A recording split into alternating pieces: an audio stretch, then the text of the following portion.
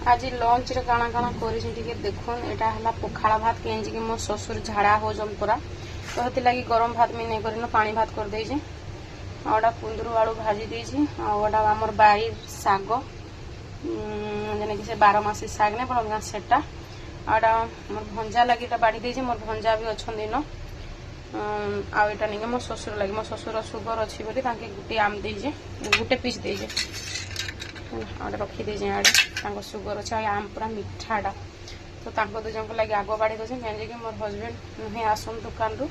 time हो गलाण एकटा तो आग ए 2 जन के देसी अजा ए अजा नाती खाईदन तापर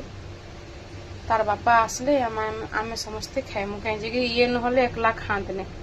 समस्ते खाइले जाकि से खाइबे तो इना जब छुआ मान को देदेवी ये फेर आइले नाटक करबे मुझे एकला नहीं खाए बोलबे